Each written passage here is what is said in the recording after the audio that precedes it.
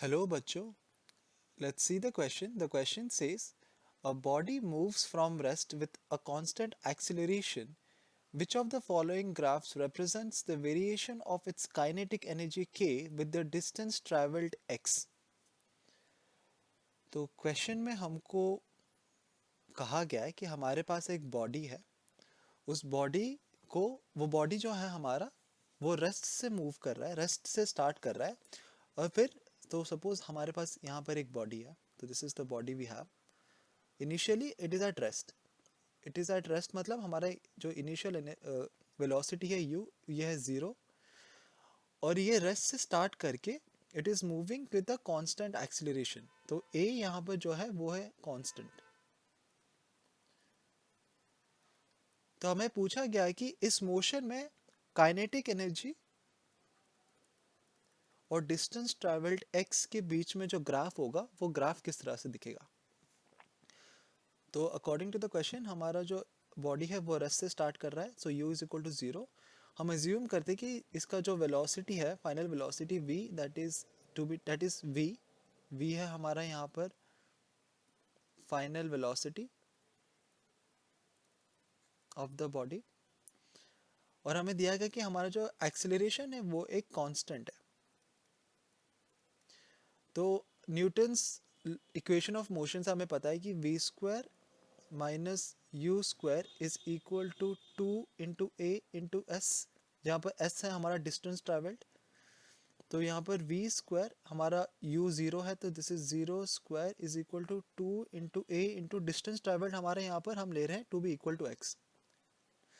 तो हमको कितना मिल गया, v square is equal to two a x. तो इसके बेसिस में हम ये कह सकते हैं कि v square is directly proportional to x.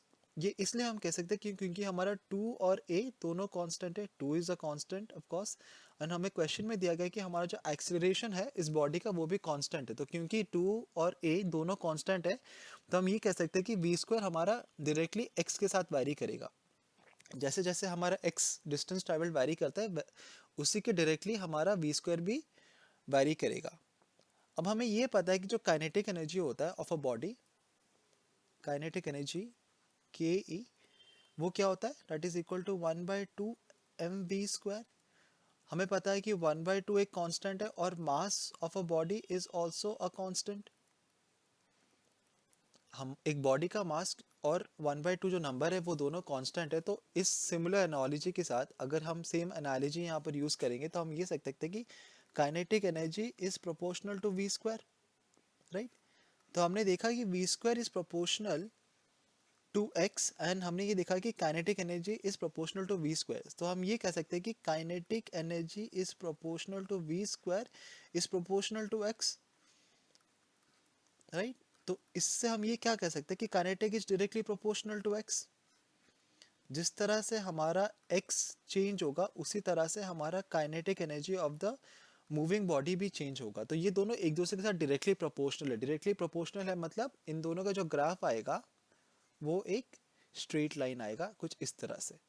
ठीक है, तो अब हम देख सकते हैं कि कौन सा ऑप्शन हमारा स्ट्रेट लाइन है. तो दैट इज ऑप्शन सी. तो ये है हमारा correct option. I hope you understood the concept well. Best of luck.